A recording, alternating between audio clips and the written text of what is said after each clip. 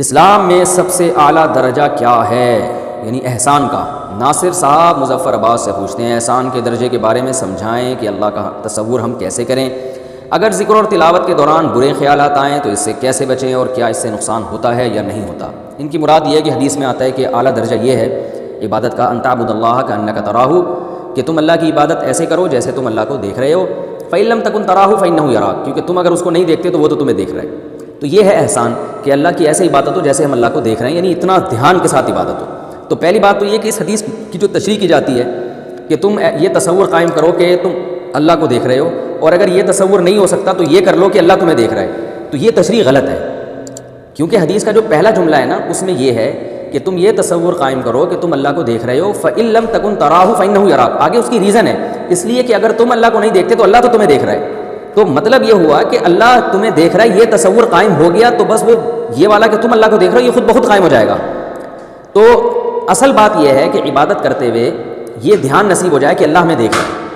جس کو یہ دھیان نصیب ہو جائے نا تو وہ اس کی عبادت میں روح پیدا ہو جاتی ہے، کیونکہ جس کے لیے عبادت ہو رہی ہے وہ ذات ہمیں دیکھ رہی ہے۔ اس کی میں اکثر ایک مثال دیتا ہوں کہ آپ کو کسی سے محبت ہے، اور مثال تو تھوڑی نازیبا ہے لیکن یہ مثال سے بات سمجھ میں بہت اچھی آئے گی۔ آپ کو جناب کسی سے عشق ہو گیا، اب آپ نے گلی میں آئے اس سے ملاقات کے لیے، جو کہ غلط تھا لیکن ایک مثال میں وہی دوں گا جو مارکیٹ میں چل رہی ہے۔ تو آپ گلی میں آئے محبوبہ سے ملاقات کے لیے، اور اس کے ابا نے پکڑ کے گلی میں کوٹ دیا آپ کو۔ اب آپ جب تک پٹتے رہیں گے نا تو آپ کو بہت تکلیف ہوگی، لیکن اگر آپ کو پتہ چلے کہ جس کے لیے پٹ رہا ہوں وہ محبوبہ کھڑکی سے دیکھ رہی ہے اور دیکھ کے خوش ہو رہی ہے کہ دیکھو میری خاطر کیسی دھنائی کھا رہی ہے، اور اس سے اس کے دل میں محبت کے جذبات پیدا ہو رہے ہوں، تو جس وقت آپ کو یہ دھیان نصیب ہوگا نا کہ بھائی کھڑکی سے محبوبہ بھی مجھے دیکھ رہی ہے اور جس کے لیے پٹ رہا ہوں وہ بھی مجھے دیکھ رہی ہے، تو پھر اس پٹائی میں بھی ایک چاشنی پیدا ہو جائے گی،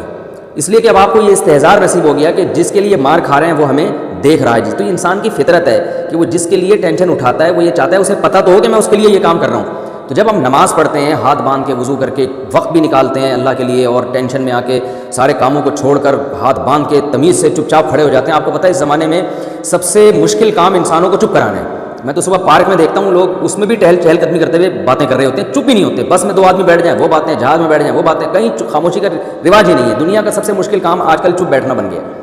ہر کام میں ٹانگ اڑانا، ہر ایک کے کام میں دخل اندازی دینا۔ تو لیکن نماز میں ہم سب مسلمانوں کو دیکھتے ہیں ماشاءاللہ باوضو ہو کے ہاتھ باندھ کے چپ چاپ کھڑے ہو جاتے ہیں، جب تک امام سلام نہیں پھیرتا نا وہ کوئی اعتراض نہیں کرتے امام پر کہ یہ موٹا امام ہے، یہ دبلا امام ہے، اس کا قد لمبا کیوں ہے، ملکی حالات کیا چل رہے ہیں، اور جناب یہ گرمی کیوں ہو رہی ہے، سردی کیوں ہو رہی ہے، اے سی کم کرو، اے سی تیز کرو، چپ چاپ آرام سے کھڑے ہوتے ہیں تمیز سے۔ تو یہ قربانی اللہ کے لیے دی جا رہی ہے، اور پڑھتے بھی ہیں تو وہی جس کا اللہ نے حکم دیا، سبحان ربی الاعلیٰ سبحان ربی العظیم۔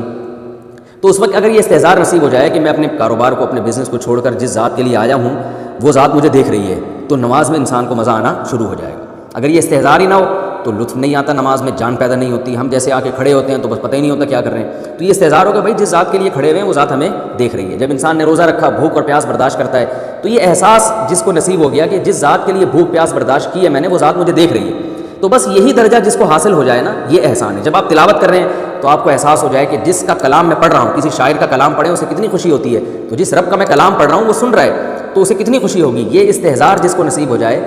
وہ درجہ احسان تک پہنچ گیا۔ تو یہ استحضار چونکہ ہمیں ہوتا نہیں ہے، ہم تلاوت کے وقت بھی دماغ ادھر ادھر بھٹک رہا ہے، نماز کے وقت بھی بھٹک رہا ہے، روزے میں بھی بھٹک رہا ہے، کوئی صدقہ کر رہے ہیں تو دماغ میں اللہ کا تصور نہیں رہتا، تو اس لیے عبادات میں پھر طاقت اور جان ختم ہو جاتی ہے۔ تو اس کے لیے تصور ایسا کرنا پڑتا ہے کہ اللہ کا استحضار نصیب ہو۔ رہا یہ مسئلہ کہ ہمیں تو بہت زیادہ خیالات آتے ہیں تلاوت کے دوران بھی، نماز میں بھی، تو بھائی آپ یہی استحضار کیا کریں کہ نماز میں کوشش کریں دل لگانے کی کہ میرا اللہ مجھے دیکھ رہا ہے، جب میں سجدہ کر رہا ہوں تو اللہ دیکھ رہا ہے کہ میں نے اس کے گویا قدموں میں اپنا پاؤں رکھ دیا ہے، اپنا سر میں نے اس کے قدموں میں رکھ دیا ہے، اور سبحان ربی الاعلیٰ کی صدائیں لگا رہا ہوں، پاک ہے میرا رب جو سب سے اعلیٰ ہے۔ تو یہ دماغ لگانے کی کوشش کریں، بس جتنی کوشش آپ کر لیں اور اس سے جتنا دماغ لگ جائے ٹھیک ہے، اس سے زیادہ ٹینشن نہ لیں، کیونکہ یہ دل اور دماغ اپنے کنٹرول میں نہیں ہے۔ یہ کوشش تو کر سکتا ہے ایک طرف دل کو پھیرنے کی، 100% ہی اپنے کنٹرول میں نہیں ہوتے، کیونکہ آج کل انسان کی لائف اتنی مصروف ہے، دن بھر پتہ نہیں اٹرم شٹرم کن کاموں میں لگا رہتا ہے، اسی طرح آگے نماز کے لیے کھڑا ہو جاتا ہے وہ۔ تو اگر زیادہ آپ پریشان ہوں گے نا تو پھر انسان کی نفسیاتی بیماریوں کی طرف چلا جاتا ہے۔ تو دھیان لگانے کا ایک علماء اکثر ایک نسخہ یہ بیان کرتے ہیں کہ بھائی اپنے آپ کو فضول ایکٹیویٹیز سے بچائیں، لا یعنی کاموں سے، لا یعنی باتوں سے، لا یعنی چیزوں سے۔ تو اس سے کیا ہوگا کہ پھر جب آپ ذکر کریں گے تو آپ کو اللہ کا دھیان نصیب ہوگا۔ ہمارے ساتھ ہوتا یہ ہے کہ اللہ کا دھیان ہمیں نصیب جیسے ہی ہونے لگتا ہے نا تھوڑا تھوڑا ذکر کر کے تلاوت اور نماز سے، تو پھر فضولیات میں اتنا مشغول ہو جاتے ہیں کہ وہ تھوڑا بہت جو دھیان لگاتا وہ اور جو کیفیات پیدا ہوئی تھی وہ ساری ختم ہو جاتی ہیں۔ اس کی بڑی اچھی مثال دی ہے حضرت مولانا اشرف علی تھانوی رحمہ اللہ تعالیٰ نے، بڑی پیاری مثال دی ہے۔ فرمایا ہماری کیفیات کی مثال ایسے ہے کہ کچھ عبادت اور کچھ نماز تہجد پڑھ کے تھوڑی سی کیفیات بنتی ہیں، لیکن ہم الٹے کام اتنے کرتے ہیں کہ وہ کیفیات جو تھوڑی سی بنی تھی وہ بھی غائب ہو جاتی ہے۔ بڑی پیاری مثال دی ہے کہ ایک آدمی شیشے کے برتن پوٹلے میں پیک کر کے نا، ایک پوٹ جیسے پہلے زمانے میں وہ ہوتا تھا نا، وہ رومال میں چیزیں رکھ کے وہ اپنے کندھے پہ لٹکا کے بیچنے والے جا رہے ہوتے تھے، تو وہ شیشے کے برتن تھے، وہ لے کے جا رہا تھا بیچنے کے لیے، تو کسی سیٹھ صاحب نے دیکھا، اس کو رکوایا، بولا یہ نیچے رکھو۔ اس بیچارے نے نیچے رکھ دیا، تو سیٹھ صاحب کی عادت تھی ہر چیز کو ٹھوکر مار کے پوچھتے تھے یہ کیا ہے، تو سیٹھ کو تو نہیں پتا تھا کہ اندر شیشے کے برتن ہیں، تو سیٹھ صاحب نے ٹھوکر مار کے پوچھی یہ کیا ہے، تو وہ کہتا ہے جو بیچنے کے لیے آیا کہہ رہا ہے نہیں تھا، اب نہیں ہے، مطلب کہ ٹھوکر لگا اور اب یہ ختم ہو گیا۔ تو سیٹھ نے پوچھا کہ بھائی یہ کیا ہے، ٹھوکر مار کے پوچھا، تو بیچنے والے نے کہا ہے نہیں تھا۔ تو انہوں نے فرمایا ہماری کیفیات بھی ایسی ہیں کہ ایک دنیا کی ٹھوکر لگتی ہے، وہ ساری کیفیات ہماری شیشے کی طرح چور چور ہو جاتی ہیں۔ تو ضروری ہے کہ عبادت میں، نماز میں جب آپ دل لگائیں تو دیگر ایکٹیویٹیز میں جو فضول ہیں، جو کام کی ہیں وہ تو ضروری ہیں، جو فضول ہیں، بیکار کے قصے کہانیاں، فضول گپیں اور لا یعنی چیزیں، واٹس ایپ پہ بیٹھے ہیں تو بیٹھتے ہی چلے گئے ہیں، اور نیٹ پہ بیٹھے ہوئے تو اٹھنے کا نام ہی نہیں لے رہے، پولیس بلوانی پڑ رہی ہے اٹھانے کے لیے ان کو فیس بک سے۔ تو ایسی لا یعنی چیزوں میں جب آپ کے کئی گھنٹے خرچ ہوں گے اور اللہ کے ذکر میں 10 منٹ خرچ ہوں گے تو اللہ کے ذکر میں دل کہاں لگے گا، وہ تو وہی لا یعنی چیزیں آتی رہیں گی۔ تو دھیان لگانے کے لیے یہ بھی ضروری ہے کہ اپنے آپ کو فضول اور لا یعنی کاموں سے بچایا جائے۔ پھر بھی اگر دھیان نہ لگے تو کوئی بات نہیں، معاف ہے، اس سے کوئی نقصان نہیں ہوتا، بلکہ اس پہ بھی اجر ملتا ہے کہ اس کا دل لگ نہیں رہا، پھر بھی اللہ کی